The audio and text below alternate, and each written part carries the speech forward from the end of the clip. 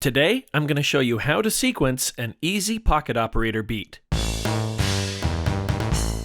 Free beat. Hey, how's it going, everybody? Welcome to Free Beat, where I post new music-related content every single day, so if that sounds good to you, hit that subscribe button, ring that notification bell. Today's patron shout-out goes to Robbie Hines. Thank you so much for the support. Let's get started. Today I'm going to show you how to sequence a really easy pocket operator beat. But what's cool about this beat is it works at a lot of different tempos, which means you can fit it into a lot of different genres.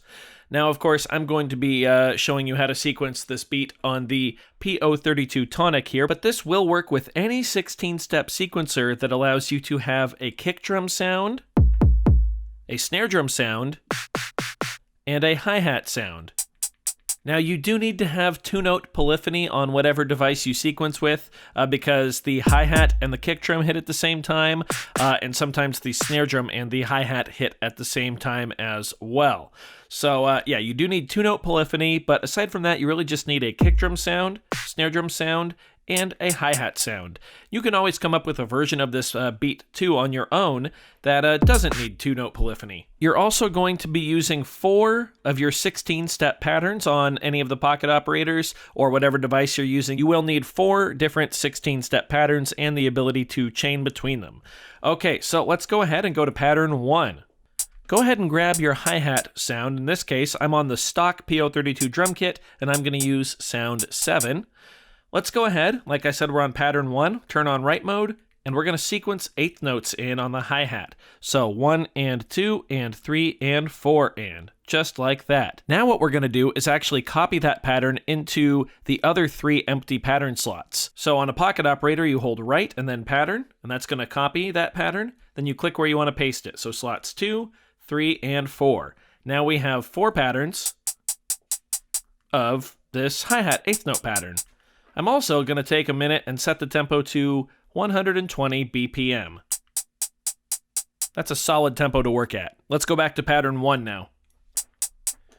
All right, let's go ahead and grab our kick drum, and we're going to go ahead and take that kick drum, and we're going to put it on the downbeat of beat 1.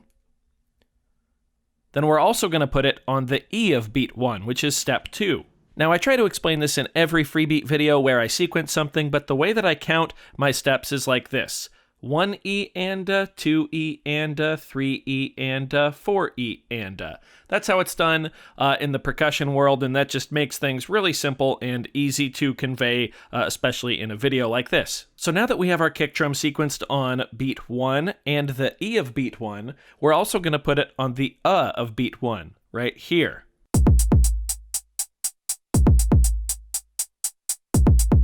Now we're going to skip all 4 steps of beat 2 and go down to beat 3, where we're going to put a kick drum on the E of beat 3 and the of beat 3.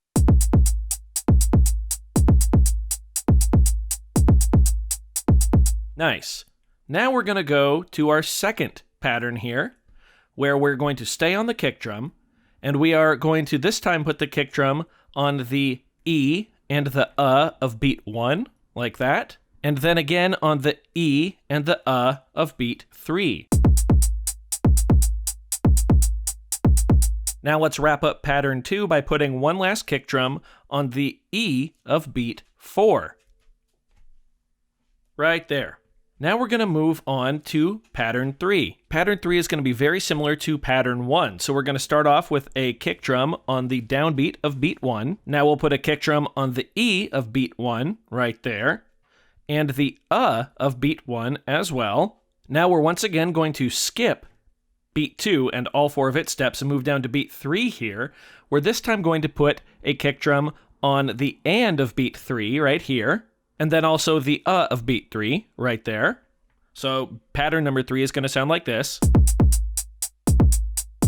And that's going to do it for pattern 3. Now we're going to move down to pattern 4. Once again, we're still on the kick drum. Now we are going to put a kick drum on the E of beat 1, the of beat 1 right there. We're going to move down to beat 2 now. We're going to put one on the of beat 2, the E of beat 3, the of beat 3, and the E of beat 4. And those are all of our kick drums. So if we chain all 4 of our patterns now by holding pattern and selecting patterns 1, 2, 3, and 4, it should sound like this.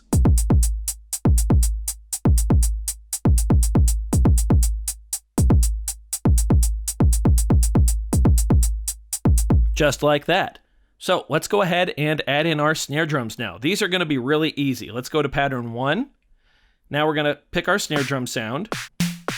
I like this one.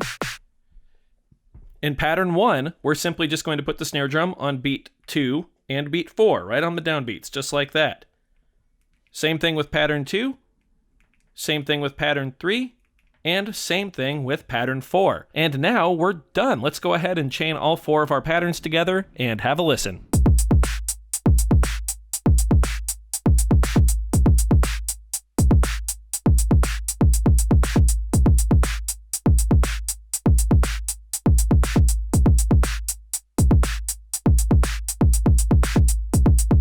Nice.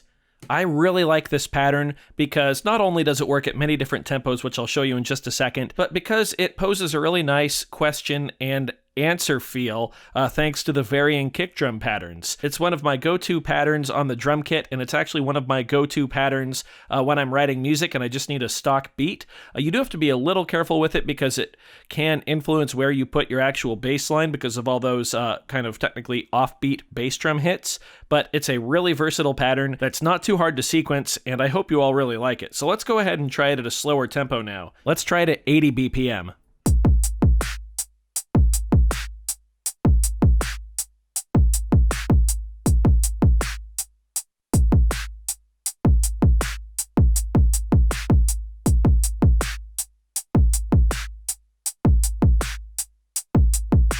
One thing you could do if you're playing at a slower tempo is go to your hi-hat sound and actually fill in all of the steps with 16th notes.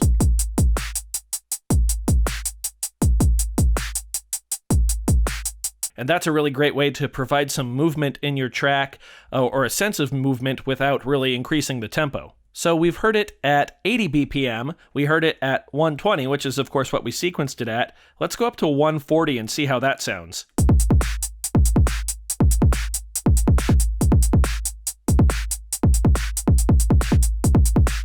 Nice. At 140, I would recommend going into the final pattern, taking your kick drum, and actually sequencing another kick drum on the of beat 4.